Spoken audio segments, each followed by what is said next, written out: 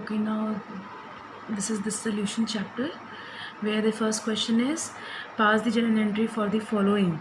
First, realization expenses amounted to rupees 10,000 were paid by the firm on behalf of Alok, a partner, with whom it agreed at rupees 7,500.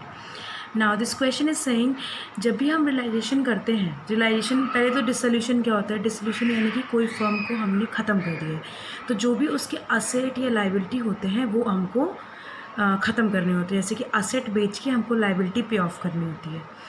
तो जैसे कि आपके पास example भी है, एक विजय माल्या हैं, जिनकी आपका एग्जांपल विजय माल्या हैं, नीरव मोदी हैं।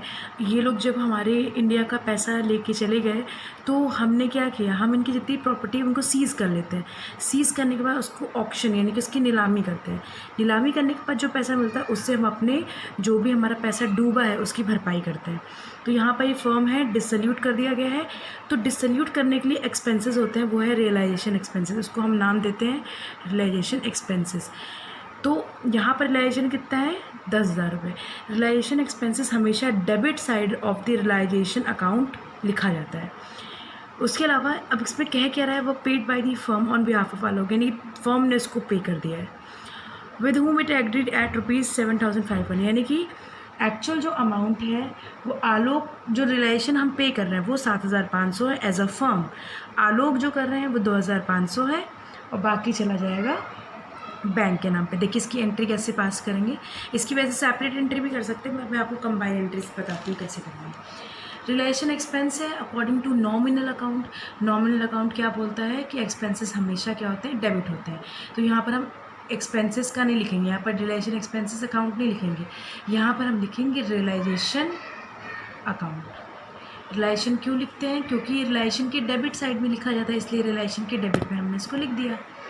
ठीक, देन और एक्सपेंसेस हमेशा क्या होते हैं, डेबिट में लिखे जाते हैं, बस को हम रिलेशन एक्सपेंसेस नाम नहीं देते हैं, रिलेशन अकाउंट नाम देते हैं। देन नेक्स्ट क्या हो जाएगी इसकी एंट्री, कौन बाकी पेमेंट कौन कर रहा है, आलोक ने कहा है कि मैं बाकी पेमेंट कर दूंगा, जितना फॉर्म करेगा उसके बाद जो बचेगा वो मैं पेमेंट कर दूंगा।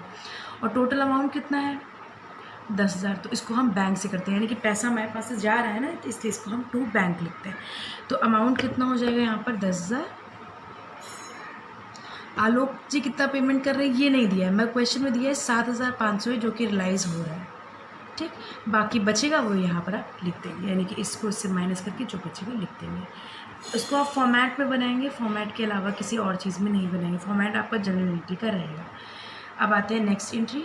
नेक्स्ट एंट्री भी आपको क्या कह रही है, देखिए realisation expenses amounted to rupees 5,000, it was agreed that the firm will pay rupees 2,000 and the balance by Ravindra as a partner. Okay, अब ये नेक्स्ट एंट्री भी सेम ही है, रिलेशन एक्सपेंसेस है, फिर से रिलेशन अकाउंट कहाँ हो जाएगा, डेबिट, क्योंकि मैंने आपको बोला ये डेबिट में जाता है, ये रिलेशन अकाउंट डेबिट। और कौन पे कर रहा है, पहले तो बैंक पे कर रहे हैं, हम पहले यहाँ पर बैंक लिखेंगे क्योंकि एंट्री एक्चुअल में तो यही होती है, मगर यहाँ पर बोल रहे हैं कि कुछ अमाउंट रविंद्र भी पे कर रहा है, इसलिए रविंद्र के नाम चला जाएगा, रविंद्र कैपिटल अकाउंट। अब इसमें आपको देखना है कितना रिलेशन का एक्सपेंसेस है, ये आपको दिया हुआ है पूरा 5,000 है इसका। अब कितना बैंक दे रहा है, कितना रविंद्र दे रहा है, ये आपको खुद करना होगा। Next, dissolution expenses amounted to rupees 10,000 were paid by Amit and a partner on behalf of the firm. Okay, अब इसमें पूरा जो अमाउंट है वो अमित पे कर रहे हैं, तो हमें कुछ नहीं करना है, realisation as it is debit चला जाएगा और नीचे बैंक कर नहीं रहा है क्योंकि ये लोग क्या बोल रहे हैं कि ये अमित कर रहा है, तो अमित कैपिटल अकाउंट। ओके, यहाँ पर आप अमाउंट लिख देंगे जो अमाउंट इसमें दिया है। Now move to next question. Okay, now the next question, R and U were partner in the firm sharing profit in the ratio of their capital, यानी कि इनका जो रेशियो होगा वो कैसे होगा, इनके कैपिटल के बेस पे। कैपिटल देखिए यहाँ पर दी होगी नीचे, कैपिटल आपकी दी हुई है, आ रही होगी 7 लाख और 3 लाख, तो 7:3 बन जाएगा, सारे ज़ीरो कट जाएंगे तो इसलिए 7:3 बन जाएगा। अभी डिसोल्यूशन है, तो डिसोल्यूशन को हमको सॉल्व करने के लिए हमको फिर से एडिशनल इन्फॉर्मेशन पे ध्यान देना होता है, पर उसके पहले हमको फॉर्मेट से भी कुछ चीज़ें लेनी पड़ती हैं जो हम लेंगे। जैसे कि मैं फॉर्मेट बनाती हूँ पहले रियलाइजेशन का, आप देखिए इसको,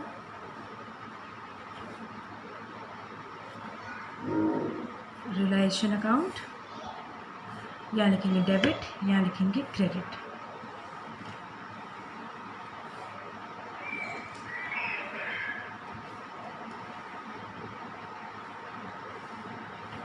सेम रिवैल्यूएशन की तरह ही बनता है।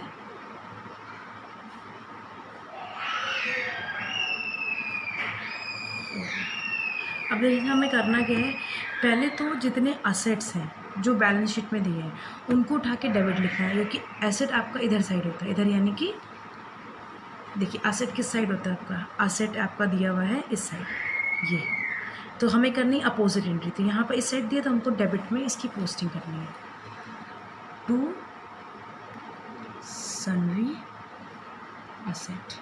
अब इसमें क्या क्या अमाउंट आ जाएगा, देखिए अमाउंट में पहला आ जाएगा डेटर, नेक्स्ट आ जाएगा फर्नीचर,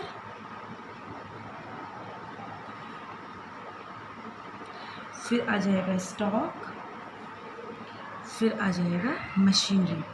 अब यहाँ पर एक और अमाउंट दिया हुआ है यूज़ करंट अकाउंट, इसको नहीं लेते, करंट अकाउंट नहीं, सिर्फ असेट्स हम उठा के लिखते हैं यहाँ पर। आप सारे अमाउंट यहाँ पर लिख देंगे जो आपके बैलेंस शीट में दिए हुए हैं, उनका टोटल आप यहाँ पर उठा के लिख देंगे, ठीक।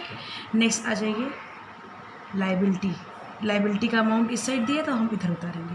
पहले हम इसको लेते हैं क्रेडिटर्स,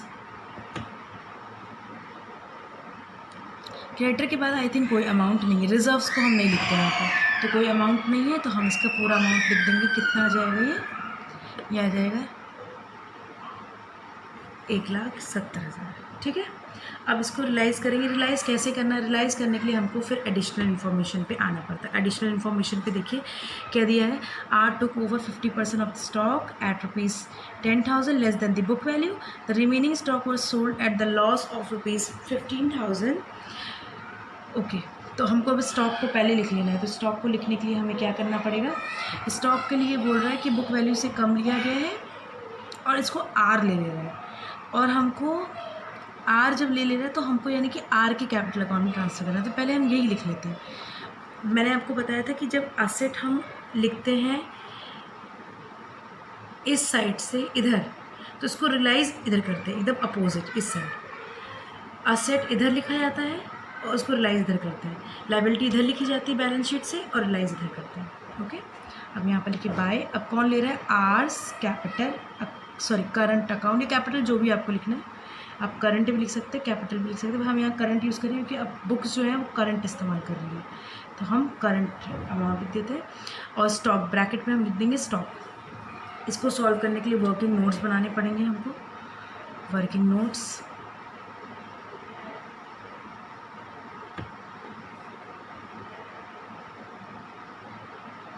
स्टॉक हमारा था कितना, स्टॉक था हमारा 1,30,000।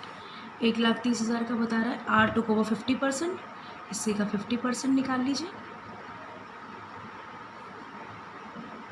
65 आया।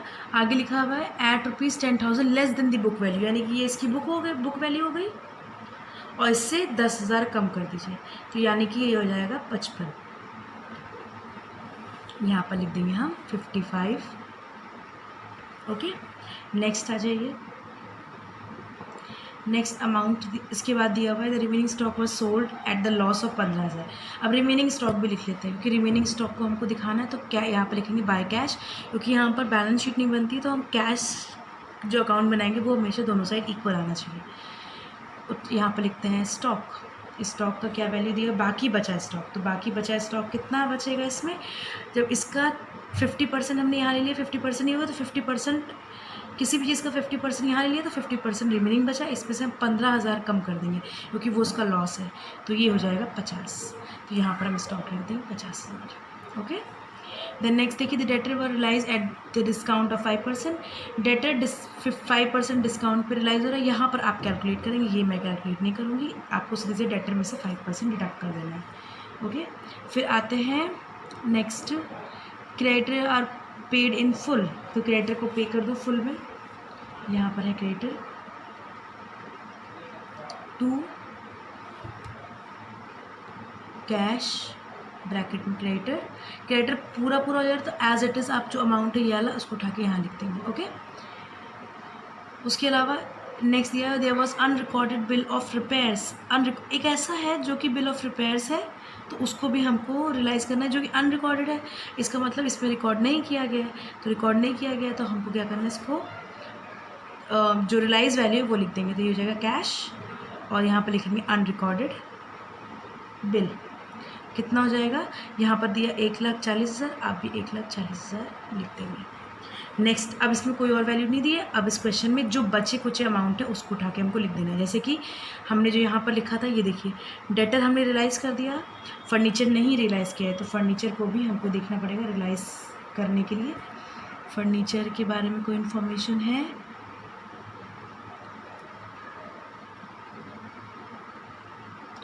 ओके, यहाँ पर तो कोई इन्फॉर्मेशन नहीं दी हुई है, तो हम क्या करेंगे, फर्नीचर के बारे में, यहाँ पर एक स्टेटमेंट यहाँ पर छूट गया, इसको आप नोट कर लेंगे। देखिए, furniture was take over by you for rupees 50,000, ये आप लिख लेंगे। And machinery was sold for rupees 4,50,000। तो यहाँ पर हम फिर से कर लेते हैं, फर्नीचर तो टेक ओवर कर रहा है तो उसको हम नहीं लिखेंगे, मगर मशीनरी को हम लिख देंगे रुपीज़ 4,50,000। अब जो उमेश यानी कि यू एज अ पार्टनर ले रहा है, उसको हम यहाँ लिख देंगे, जो भी अमाउंट पे ले रहा है। मैंने आपको भी दिखाया कितने अमाउंट पे ले रहा है, ये अमाउंट आप एज इट इज़ यहाँ पर लिख देंगे। इनको टोटल करके यहाँ अमाउंट लिख देंगे यहाँ पर, ठीक। अब ये क्वेश्चन आपका ऑलमोस्ट मैंने सॉल्व कर दिया है। आपको क्या करना है, जो अमाउंट मैंने नहीं लिखे उन सबको लिख के टोटल करना है। आपको देखना पड़ेगा कि किस साइड आपका ज़्यादा आ रहा है, उस साइड आपको बैलेंस कर देना है। मैं आपको हिंट के तौर पर बता देती हूँ कि यहाँ पर इस साइड लॉस हो रहा है, रिलेशन लॉस, और ये ओल्ड पार्टनर यानी कि जो भी पार्टनर है उनके बीच में लिखा जाएगा यहाँ पर वैल्यूज़। Okay fine.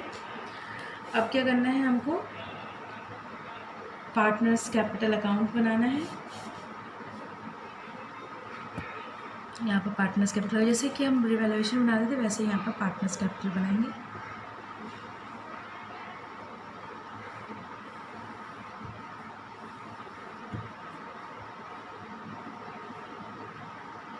दो पार्टनर्स हैं, इनके पीछे पड़ेगा debit credit particulars are you, particulars are और यू, वैसे उठा के लिख देंगे जैसे हम बैलेंस ब्रॉट डाउन करते थे। बैलेंस शीट से आपको बैलेंस ब्रॉट डाउन दिख जाएगा, आप बैलेंस ब्रॉट डाउन लिख देंगे। उसके अलावा देखिए यहाँ पर कंपनसेशन जनरल रिजर्व है, सॉरी, तो जनरल रिजर्व को आप लिख देंगे, जनरल रिजर्व को आप डिवाइड कर देंगे इधर यहाँ पर। देन आपका रिलायशन में कोई लॉस आ रहा है उसको आप यहाँ पर लिख देंगे। ओके, जो बचेगा, जो बैलेंस आएगा उसको बैंक में यहाँ पर लिख देंगे, बैलेंस कर देंगे। ओके, देन नेक्स्ट स्टेज होती है हमारी बैंक की। यहाँ पर बैलेंस शीट नहीं बनती, यहाँ पर बैंक अकाउंट बनता है। तो बैंक अकाउंट बनाने के लिए भी सिंपल सा, जैसे बैलेंस शीट का फॉर्मेट होता है वैसे ही बनेगा। बैंक अकाउंट वैसे भी आपने सीखा हुआ है क्लास 11th में।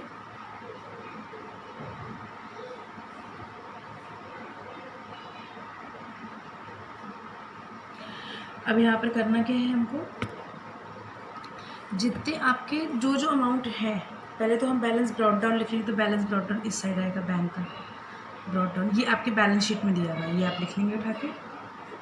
फिर आपका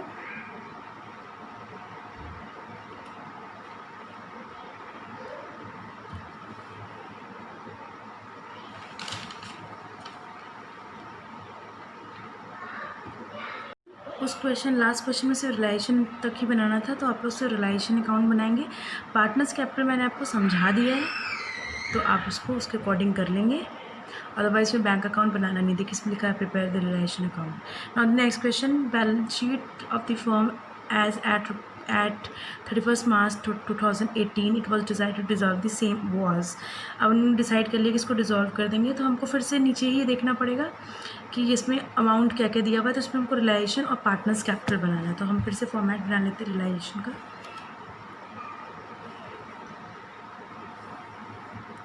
फॉर्मेट बनाने के बाद वही हमको एसेट और लाइबिलिटी पे ध्यान देना है कि असेट को उठा के अपोजिट एंट्री करनी है। तो इस चीज़ का हमको ध्यान सबसे पहले देना पड़ता है, और इन सब के भी नंबर हैं अकाउंट्स में, हर चीज़ पे स्टेप मांगेंगे।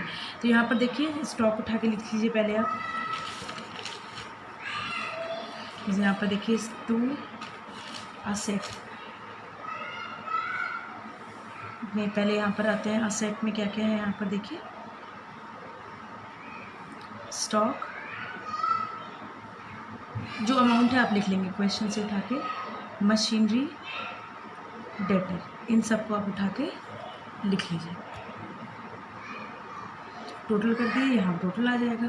देन क्रेडिटर इस साइड दिख रहा है आपको, बाय क्रेडिटर, ये उठा के आप लिख लेंगे। रिजर्व फॉर कॉन्टीजेंसी नहीं आता है, ओके।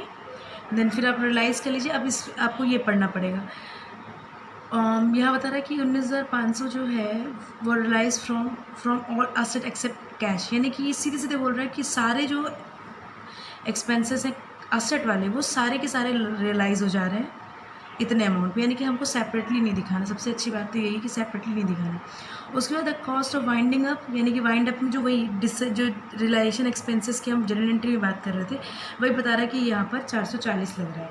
तो हम पहले क्रेडिटर को डिज़ोल्व कर लेते हैं, क्योंकि क्रेडिटर हमको जो बचे होते हैं वो सब डिज़ोल्व करने होते हैं।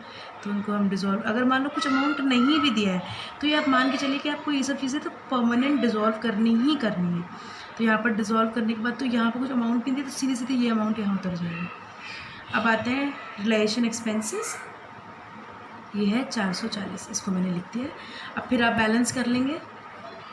हिंट के तौर पे आपको मैं बता देती हूँ कि यहाँ पर भी लॉस आएगा, तो ये इस साइड आता है। आप इसे सॉल्व करेंगे, फिर जो आपके पार्टनर्स हैं, यहाँ पार्टनर कौन है, एक्स और वाई, इनमें कर लेंगे। देन पार्टनर्स कैपिटल, मैंने लास्ट क्वेश्चन में भी आपको पार्टनर्स कैपिटल बता दिया। सेम यहाँ पर भी ट्रीटमेंट वैसे ही होगा, उस वाले में करना नहीं था, मगर मैंने आपको हिंट के तौर पर बता दिया, क्योंकि हर क्वेश्चन में ज़रूरी नहीं कि ना करना हो, क्वेश्चंस में आते ज़रूर हैं, तो आप उसको ट्राई कर लेना, और चाहो तो बैंक अकाउंट ही बना लेना, क्योंकि वो एक तरह से आपका पूरा क्वेश्चन सॉल्व करना ही हो जाएगा। तो आप कर लेंगे, दैट्स गुड फॉर यू, उससे कोई नुकसान नहीं है आपका, तो आप इसे कर लेंगे। पहले बैलेंस ब्रॉड डाउन उतार लीजिए। पार्टनर्स कैपिटल में बैलेंस ब्रॉड डाउन आपको दिया हुआ था 4,000 और 3,000, ओके फाइन। फिर आप क्या कर लेंगे, फिर आपको वही लॉस उतार लीजिए, ये लॉस बाय लॉस लाने के बाद देखिए कोई और रिजर्व है, ऊपर एक रिजर्व दिया हुआ है, रिजर्व को आप ओल्ड रेशियो में डिवाइड कर लीजिए।